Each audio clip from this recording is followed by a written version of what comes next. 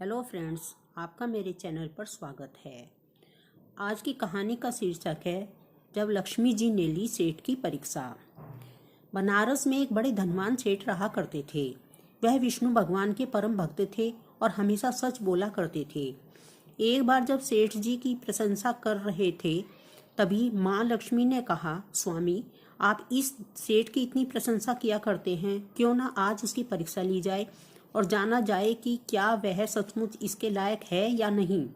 भगवान बोले, ठीक है, अभी सेठ गहरी निद्रा में हैं, आप उसके स्वप्न में जाएं और उसकी परीक्षा ले लें। अगले ही क्षण सेठ जी को एक स्वप्न आया। स्वप्न में धन की देवी लक्ष्मी उनके सामने आई और बोली, हे मनुष्य, मैं धन की दात्री लक्ष्मी हूँ। सेठ जी को अपनी आंखों पर यकीन नहीं हुआ और वो बोले, हे माता, आपने साक्षात अपने दर्शन देकर मेरा जीवन धन्य कर दिया है। बताइए मैं आपकी क्या सेवा कर सकता हूँ।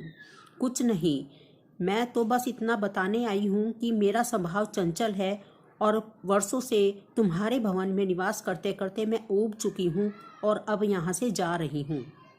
सेठ जी बोले, मेरा आपसे निवेदन है कि आप यहीं रहें, किंतु अगर आपको यहाँ अच्छा नहीं लग रहा है तो मैं भला आपको कैसे रोक सकता हूँ।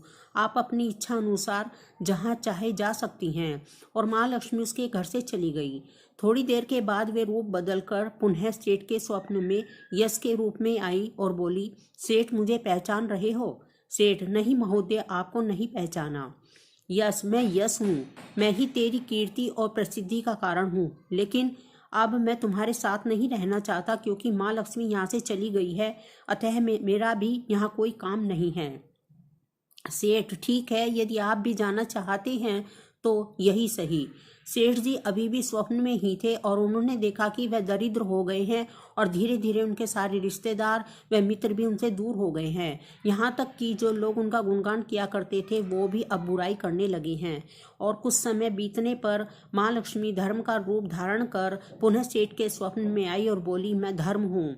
माँ लक्ष्मी और यश के जाने के बाद मैं भी इस दरिद्रता में तुम्हारा साथ नहीं दे सकता, मैं जा रहा हूँ। जैसी आपकी इच्छा, सेठ ने उत्तर दिया और धर्म भी वहां से चला गया।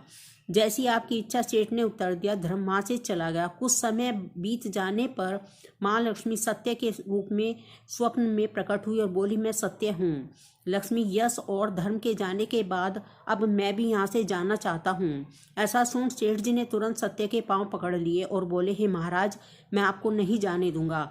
भले ही सब मेरा साथ छोड़ दे, मुझे त्याग दे, पर कृपा आप ऐसा मत करिए। सत्य के बिना मैं एक क्षण नहीं रह सकता। यदि आप चले जाएंगे तो मैं तत्काल ही अपने प्राण त्याग दूंगा।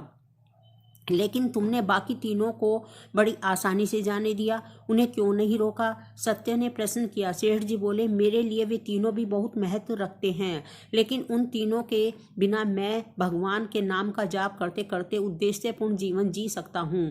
परंतु यदि आप चले गए तो मेरे जीवन में झूठ प्रवेश कर जाएगा और मेरी वाणी अशुद्ध हो जाएगी। भला ऐसी वाणी से मैं अपने भगवान की वंदना कैसे कर सकूंगा? मैं तो किसी भी कीमत पर आपके बिना नहीं रह सकता। सेठ जी का उत्तर सुन सत्य प्रसन्न हो गया और उसने कहा, तुम्हारी अटूट भक्ति ने मुझे यहाँ रुकने पर विवश कर दिया है और अब मैं यहाँ से कभी नहीं जाऊंगा। और ऐसा कहते हुए सत्य अंतर्ध्यान हो गया। सेठ जी अभी भी सो रहे थे।